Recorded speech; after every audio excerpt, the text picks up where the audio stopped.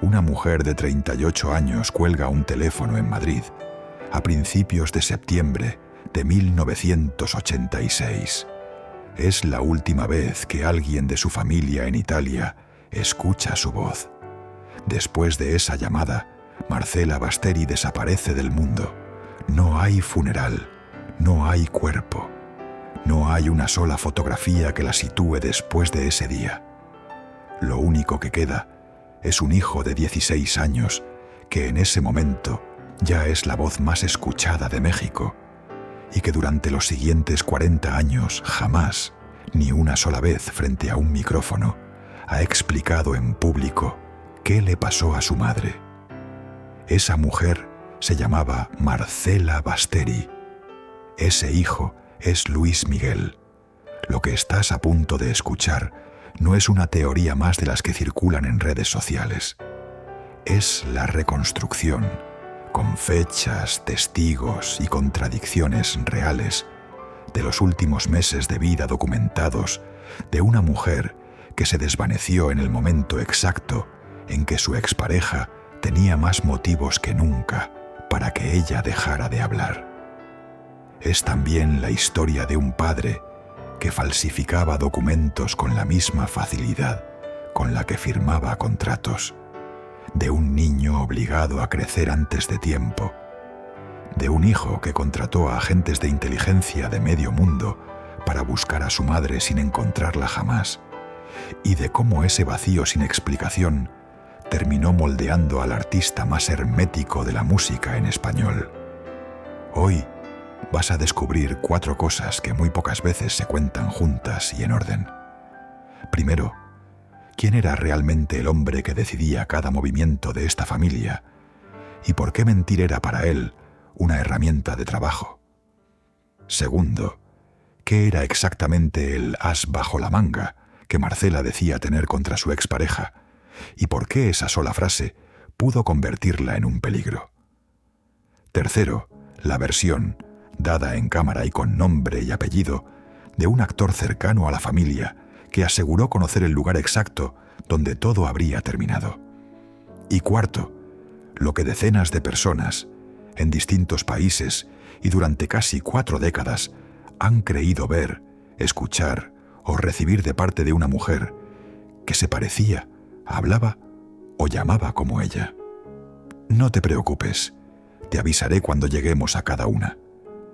Pero si te vas antes del final, te pierdes algo que ni siquiera su propio hermano ha podido explicar del todo. La llamada telefónica que años después de la desaparición alguien recibió desde un convento en Italia, asegurando que Marcela había intentado comunicarse. Para entender cómo una mujer que ya se había alejado de su pareja terminó subiendo, un año después, a un avión de regreso hacia ella, primero hay que entender quién era el hombre del que se estaba alejando. Y esa historia empieza mucho antes de 1986, en un pueblo de Cádiz, con un niño que aprendió a mentir antes de aprender casi cualquier otra cosa. Se llamaba Luis Gallego Sánchez, hijo menor de una familia de cantaores flamencos que sobrevivía a base de actuaciones y ayudas sociales. Nació el 28 de junio de 1945, pero su propia familia decidió registrar su nacimiento con una fecha falsa, el 2 de julio, para poder cobrar un beneficio social al que de otra forma no habrían tenido acceso. Ese primer engaño, insignificante en apariencia, terminaría siendo el patrón que definiría toda su vida. Cuando era joven, con deudas que no podía pagar en España, salió del país con un pasaporte falsificado y le añadió una letra a su apellido. Así nació el nombre artístico con el que se haría conocido, Luis Rey. Un hombre que literalmente se inventó a sí mismo con papeles falsos antes de cumplir 30 años.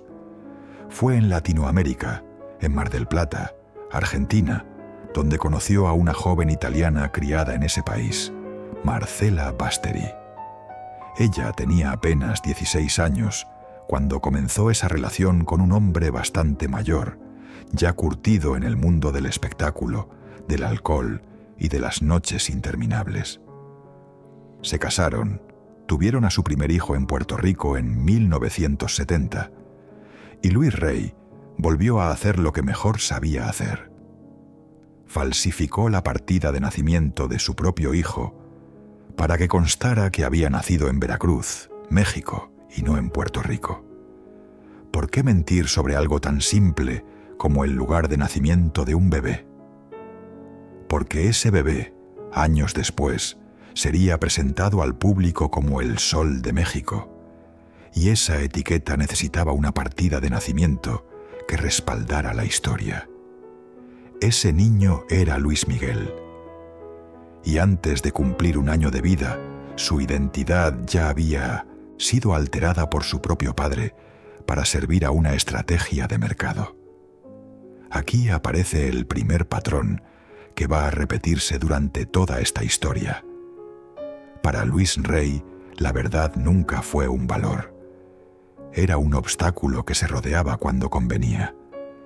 Y esa forma de operar no se quedó en los papeles. Según relatan quienes trabajaron cerca de la familia en esos años, y según reconstruye el periodista Javier León Herrera en su biografía del cantante, Luis Rey exprimía a su hijo desde niño, con jornadas de ensayo agotadoras, le exigía perfección bajo amenaza y control, y convirtió la infancia de Luis Miguel en una sucesión de escenarios, aeropuertos y contratos, sin apenas espacio para ser simplemente un niño.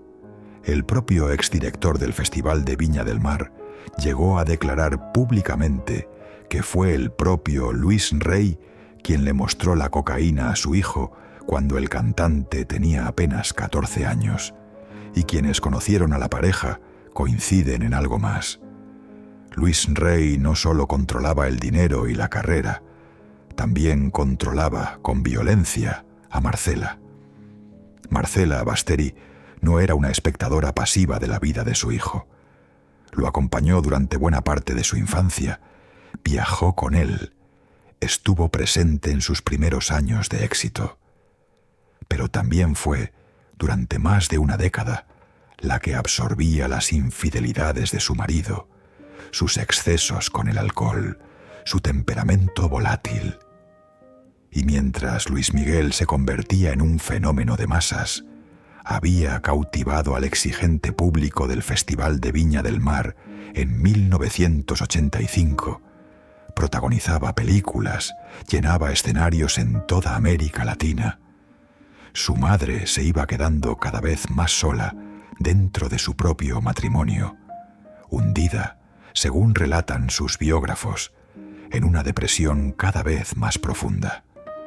Aquí se cierra este primer bloque y se abre el siguiente, porque hay una pregunta que hay que responder antes de seguir avanzando. Si las cosas estaban tan mal entre ellos, ¿por qué Marcela tardó tanto en irse? Y cuando finalmente lo hizo, ¿por qué, un año después, volvió? En 1985, harta de los manejos económicos de su marido y de una relación que llevaba años deteriorándose, Marcela tomó una decisión que sorprendió a quienes la rodeaban. Se alejó de Luis Rey y regresó a Italia, a Massa, en la región de la Toscana, donde tenía familiares. Se llevó consigo a su hijo menor, Sergio, de apenas unos años.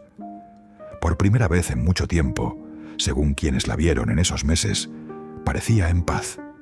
Había recuperado peso, hablaba de conseguir un trabajo, de reconstruir su vida lejos de los escenarios, lejos del ruido, lejos de él. Pero no se había ido con las manos completamente vacías. Según el relato de su propia tía, Adúa Basteri, Marcela guardaba consigo algo que la protegía. Documentación sobre los manejos financieros de Luis Rey, quien, para evadir al fisco, había puesto varios de sus bienes a nombre de ella durante los años de matrimonio. No le temía a su expareja, decía su tía, porque tenía, literalmente, un as bajo la manga. Esa frase, pronunciada por una mujer que estaba a punto de perder el contacto con su sobrina para siempre, es uno de los nudos centrales de esta historia. Porque lo que en ese momento era una protección, unos meses más tarde, se convertiría, quizás, en la razón de todo lo que vino después. A mediados de agosto de 1986, sonó el teléfono en la casa de la familia en Italia. Era Luis Rey. Dijo que estaba en Madrid, que necesitaba la firma de Marcela para poder llevar a su hijo mayor a presentarse en Chile, y le pidió que viajara de inmediato. Le dijo que ya había comprado los boletos, uno para ella, otro para Sergio. Los familiares de Marcela dudaron. Le sugirieron que viajara sola, que dejara al niño pequeño en Italia, a salvo. Ella se negó. Prefirió llevarlo con ella. Un día caluroso de ese verano, salieron rumbo al aeropuerto de Pisa. Marcela vestía completamente de blanco y cargaba una valija enorme, como quien no planea volver pronto. Su tía Adua fue la última persona de su familia italiana que la vio con vida. Ni siquiera hoy, 40 años después, la familia logra ponerse de acuerdo en la fecha exacta. Algunos dicen que fue el 18 de agosto, otros insisten en que fue el 19. Ese desacuerdo, mínimo en apariencia, es el primer síntoma de algo más grande. Nadie en esta historia, ni siquiera quienes la vivieron de cerca, tiene una versión completamente sólida de los hechos. Y aquí está el primer hilo que hay que dejar suelto, a propósito, porque va a volver a aparecer más adelante. El motivo oficial del viaje no era una reconciliación amorosa. Era, según lo que se contó dentro de la propia familia, arreglar unos documentos sobre bienes que estaban a nombre de Marcela. Es decir, la mujer que guardaba pruebas contra Luis Rey estaba viajando, por petición expresa de él, hacia el único lugar donde ese conocimiento podía volverse en su contra. Y lo hacía llevando consigo a su hijo más pequeño. Marcela llegó a España, según los registros disponibles, el 19 de agosto de 1986. Durante las semanas siguientes hubo, al menos, contacto. Llamó a su tía a principios de septiembre y le contó que estaba en Madrid con sus hijos, Alex y Sergio, y que pronto viajarían a Chile, porque Luis Miguel iba a grabar un reportaje especial para la televisión chilena. Esa llamada de principios de septiembre de 1986 es, hasta donde se ha podido documentar, de las últimas veces que su familia en Italia tuvo noticias directas y verificables de ella. Y ahí, exactamente ahí, el rastro se apaga. No hubo otra llamada de confirmación. No hubo una carta. No hubo una despedida. Una mujer que un mes antes hablaba de empezar de nuevo, de conseguir trabajo, de rehacerse, simplemente deja de existir para su familia. Nadie llamó para avisar que estaba enferma. Nadie llamó para avisar que se había ido. Nadie llamó para avisar nada. Esa ausencia total de aviso es, durante casi 40 años, el motor de cada teoría que vas a escuchar en los próximos minutos. Voy a detenerme un segundo aquí, porque en esta historia es muy fácil confundir lo que se sabe con lo que se sospecha, y esa diferencia importa más de lo que parece. Todo lo que acabas de escuchar, el origen de Luis Rey, la infancia de Luis Miguel, el viaje, las fechas, la última llamada, está documentado por familiares directos de Marcela, por biógrafos que investigaron el caso durante años y por declaraciones públicas de personas cercanas a la familia.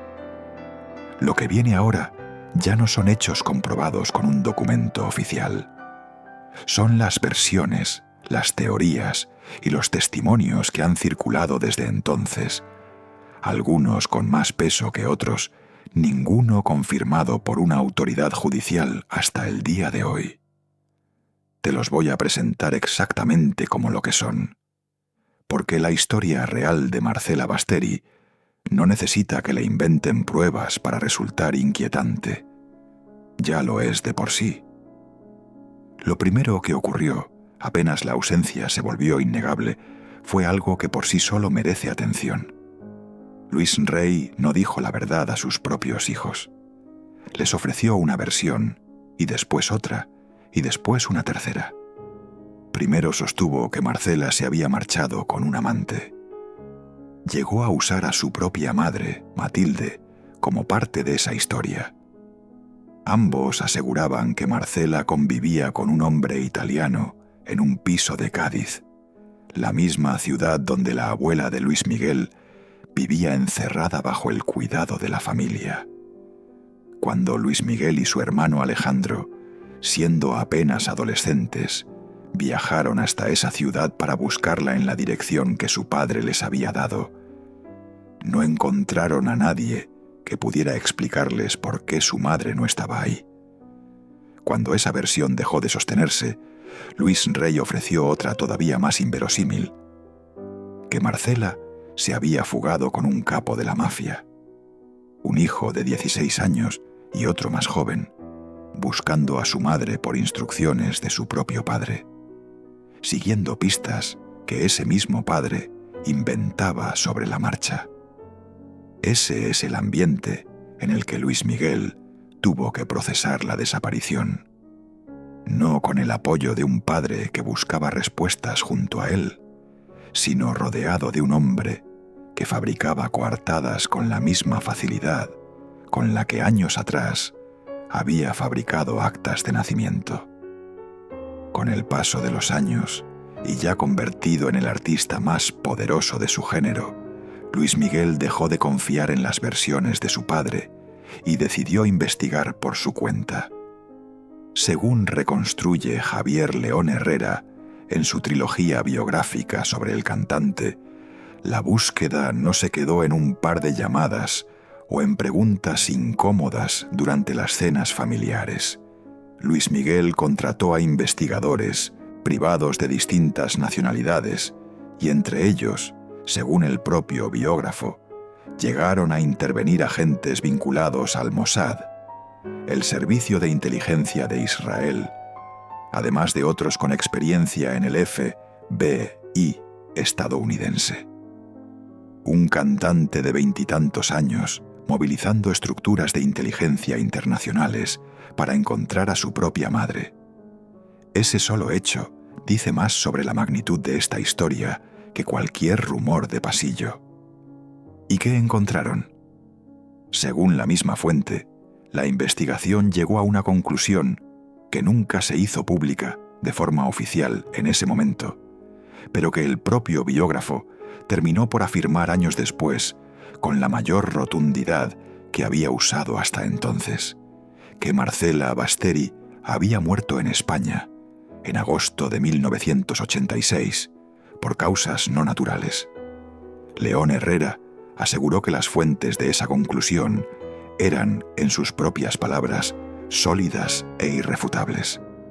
Y sin embargo, ni siquiera esa investigación privada, con el alcance y los recursos que tuvo, logró jamás recuperar un cuerpo.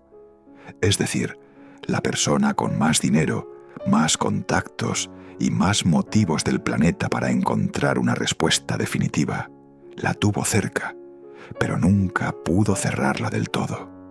Hay una frase que resume mejor que cualquier análisis lo que quedó de todo esto. Años después, tras el entierro de su padre en 1992, Luis Miguel se acercó a un amigo cercano, Polo Martínez, y le dijo, con una resignación, que solo se explica después de haber agotado cada camino posible, que su padre se había llevado a la tumba lo que en verdad había pasado con su madre. No es una frase de guión, es lo que el propio Luis Miguel, en privado, le confesó a alguien de su entera confianza. Y si esa frase es cierta, significa que ni siquiera el hombre con más recursos del mundo del espectáculo en español, con investigadores privados de primer nivel a su disposición, logró jamás obtener la respuesta completa. El silencio, en este caso, no fue solamente una elección de Luis Miguel. Fue, antes que nada, un silencio que le fue impuesto por la muerte de la única persona que, según todo indica, sabía realmente la verdad. Con ese contexto ya establecido, volvamos a la versión más señalada de todas, la que llevas escuchando entre líneas desde el principio de este video. En agosto de 2020, en plena transmisión de un programa de televisión mexicano en vivo, el actor Andrés García, quien se presentaba como cercano a la familia desde los años 80, afirmó algo que ningún allegado había dicho antes frente a cámaras con tanta contundencia: que Luis Rey le había pedido ayuda para matar a Marcela. Contó que Luis Rey se lo confesó directamente, que le dijo que estaba harto de su esposa y que necesitaba desaparecerla, y que incluso había buscado apoyo en Arturo, el Negro Durazo, en ese entonces jefe de la policía de la Ciudad de México. Según su relato, él se negó y fue a advertirle al propio Luis Miguel, entonces un adolescente, que tuviera cuidado con su padre. Cuando el conductor del programa le preguntó de manera directa si estaba confirmando que Luis Rey había matado a Marcela Basteri, Andrés García respondió con una sola palabra: sí. En una entrevista posterior fue más allá. Relató que tiempo después de la desaparición visitó junto a Luis Rey una propiedad en Las Matas, en las afueras de Madrid, y que sintió una tensión extraña en ese lugar, como si algo se hubiera querido ocultar de forma apresurada. Dijo tener la sensación, una corazonada, de que Marcela había sido ahogada ahí mismo y enterrada cerca de la alberca de esa casa. Contó que el hombre encargado de la propiedad se despidió de forma nerviosa, pidiéndole a Luis Rey que no dejara entrar a nadie más, y que esa actitud le sembró la sospecha de que algo grave había ocurrido en ese sitio.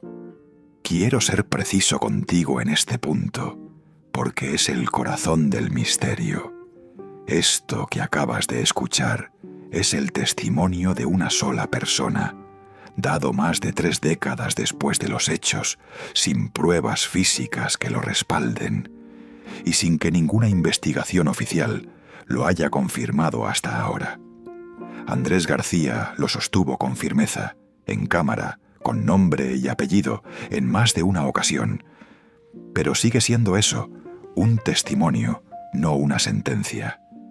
Y aún así, fue la primera vez que alguien cercano a la familia puso en palabras, en televisión abierta, lo que muchos llevaban años murmurando en privado, y esa versión coincide, en lo esencial, con lo que la propia investigación privada de Luis Miguel habría concluido años antes en silencio. ¿Por qué esta versión resulta tan difícil de descartar de plano? Porque encaja, de una manera incómoda, con todo lo que ya sabemos del carácter de Luis Rey. Un hombre acostumbrado a falsificar documentos cuando le convenía, capaz de inventar 3 coartadas distintas frente a sus propios hijos para explicar la ausencia de su madre, obsesionado con el control del dinero y de la imagen de su hijo. Un hombre así, frente a una expareja que guardaba documentos sobre sus manejos financieros turbios y que además tenía la posibilidad legal de reclamar bienes que estaban a su nombre, tenía, al menos sobre el papel, un motivo real. Pero un motivo no es una prueba. Y esa distinción es exactamente lo que ha mantenido este caso abierto durante 4 décadas. Hay motivo, hay comportamiento sospechoso, hay un silencio que no se explica solo con el paso del tiempo. Pero no hay un cuerpo, no hay una autopsia, no hay una sentencia judicial que diga, con la fuerza de la ley, ¿Qué ocurrió realmente dentro de esa casa en Las Matas? Y aquí vuelve la pregunta que sostiene todo este documental. Si Marcela Basteri está muerta, ¿por qué nunca ha aparecido un acta de defunción a su nombre? Y si está viva, ¿por qué ninguna de las mujeres que se han presentado como ella durante 40 años ha resultado serlo? Porque esa es la segunda gran corriente de esta historia, la de las mujeres que con el paso de las décadas muchos han creído reconocer como Marcela. La más mediática de todas ocurrió en 2018, en Argentina. Una mujer que llevaba años en situación de calle e internada en el Hospital Neuropsiquiátrico Braulio A. Moyano de Buenos Aires, de edad avanzada, con acento italiano y con un lunar en el mismo lugar del cuello que tenía Marcela en fotografías de los años 80, fue vinculada al caso por las propias sobrinas de Luis Miguel, Flavia e Ivana Basteri. La mujer se llamaba Honorina Montes. Flavia Basteri llegó a describirla en televisión con una emoción que resulta difícil de fingir.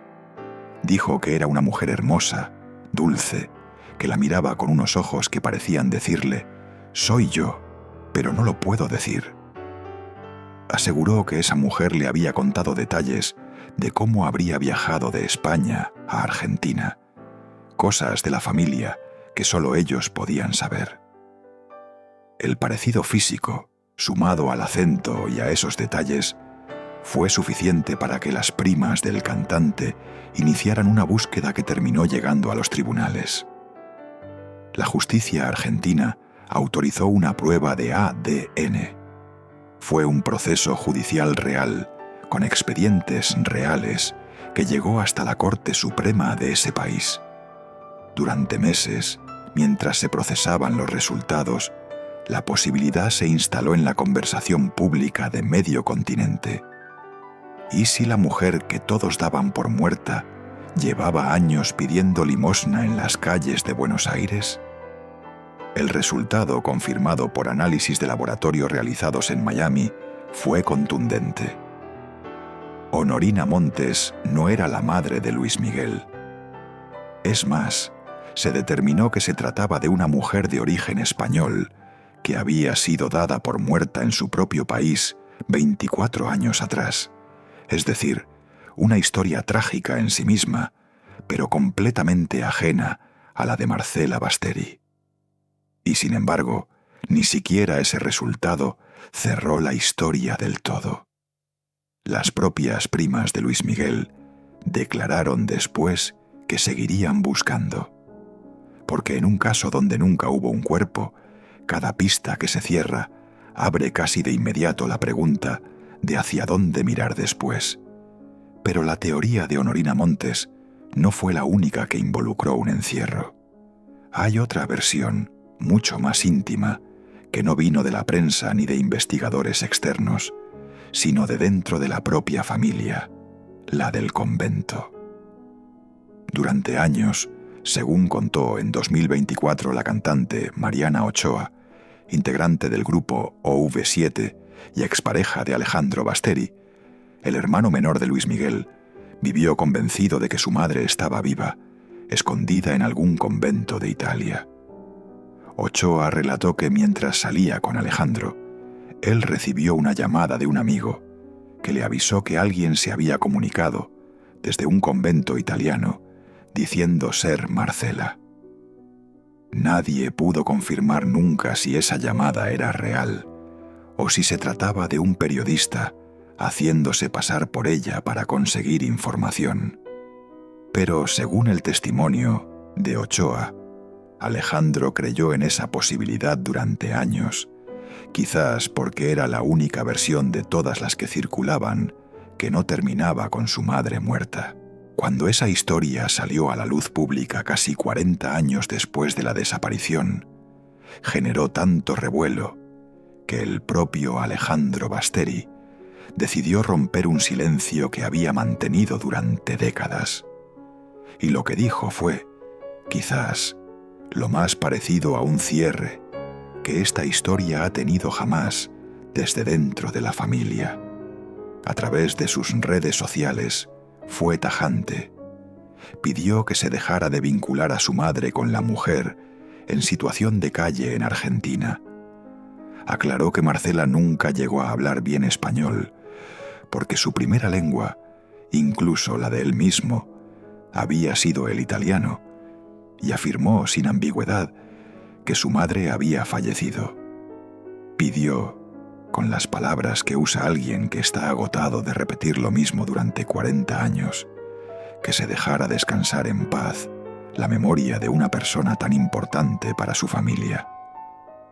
Es la declaración más directa que un familiar cercano ha hecho jamás sobre el destino de Marcela.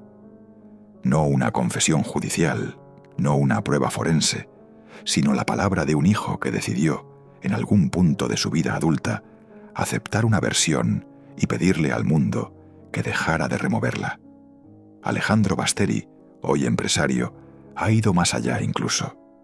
Creó una línea de accesorios y moda llamada Basteri Collection, dedicada por completo a la memoria de su madre, con un logotipo que combina las iniciales de los 3 hermanos, Luis Miguel, Alejandro y Sergio, como un homenaje discreto pero constante a la mujer que los crió antes de que todo se rompiera.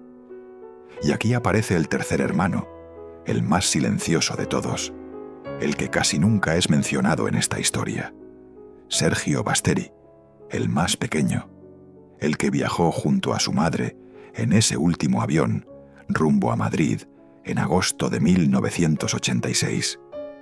Sergio, a diferencia de sus hermanos mayores, no construyó una carrera pública, no dio entrevistas sonadas, no abrió líneas de ropa en homenaje a nadie. Vivió, según se ha reportado, una vida mucho más discreta, alejada de los reflectores que consumieron a su hermano mayor, y pasó sus últimos años, ya adulto, en una casa de retiro en Massa Carrara, la misma región de la Toscana italiana, donde alguna vez, de niño, vivió junto a su madre los meses más tranquilos que ella tendría en mucho tiempo. Es una simetría dolorosa.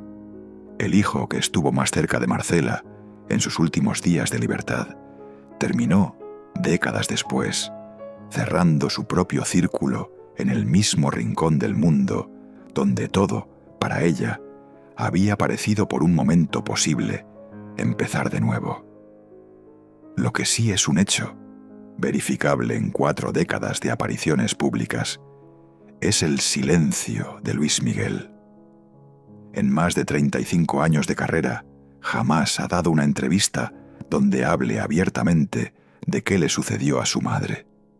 Cuando periodistas se lo han preguntado de forma directa, ha cambiado de tema, ha evadido la pregunta o simplemente se ha retirado de la conversación. Ni una sola vez, en ninguna rueda de prensa, en ningún especial de televisión, en ninguna entrevista de las miles que ha dado a lo largo de su carrera, ha pronunciado en público una versión propia y completa de lo que cree que le pasó a su madre. La serie biográfica que él mismo produjo para Netflix, estrenada en 2018, se acercó más que nunca a esa historia, y aún así no la resolvió del todo frente al público general. En su segunda temporada, un personaje cercano a Luis Rey, su hermano Tito, termina por confesarle al protagonista que Marcela murió durante una pelea en la Casa de las Matas, y la responsabilidad recae sobre la figura de Luis Rey. Es la versión más cercana a una respuesta que la propia producción autorizada por el cantante ha estado dispuesta a mostrar. Pero incluso ahí, envuelta en la ficción, sigue siendo un relato dramatizado, no una declaración personal de Luis Miguel ante un micrófono, ni una confirmación judicial. Es una elección narrativa curiosa para un hombre que controla, con un nivel de detalle casi obsesivo, cada aspecto de cómo se cuenta su propia historia. Mostrar la sospecha, dramatizar la tragedia, pero nunca cruzar la línea hacia una declaración personal y directa. Y esa ausencia de una declaración directa es, quizás, la explicación más honesta de por qué Luis Miguel es quien es frente a los medios. Quienes lo conocieron desde joven coinciden en algo. El adolescente que en 1986 grababa reportajes especiales para la televisión y llenaba estadios, se convirtió en los años siguientes en un hombre que rara vez confía del todo en nadie fuera de su círculo más cercano, que evita las preguntas personales con una precisión casi entrenada, que ha construido 40 años de carrera pública sin dejar que nadie entre jamás a esa habitación específica de su vida. No hace falta inventar una explicación psicológica elaborada para entenderlo. A los 16 años perdió a su madre de la manera más incompleta posible, sin cuerpo, sin explicación oficial, sin cierre, con un padre al que, según todos los relatos disponibles, llegó a temer y que le mintió en la cara más de una vez sobre el paradero de ella, y con la obligación de seguir subiendo a un escenario, noche tras noche, mientras cargaba con esa pregunta sin respuesta. Eso no se supera con el tiempo, se administra, y Luis Miguel lo ha administrado en silencio durante toda su vida adulta. En 1990, 4 años después de la desaparición, lanzó una canción llamada Tengo todo excepto a ti. Nunca explicó en público a quién estaba dedicada, pero quienes conocen la historia coinciden en que resulta casi imposible escuchar esa letra sin pensar en Marcela, y muchos recuerdan la mirada del propio Luis Miguel al interpretarla en vivo por primera vez. Una mirada que buena parte del público interpretó como la de alguien que todavía, en el fondo, esperaba encontrar una respuesta. Es, hasta el día de hoy, el gesto más cercano a una declaración pública que Luis Miguel ha hecho jamás sobre su madre. Ni entrevistas, ni comunicados, ni palabras directas. Una canción, una mirada, y después, otra vez, silencio. Llegamos entonces al punto donde todas las líneas de esta historia convergen y donde toca ser más honesto que nunca contigo.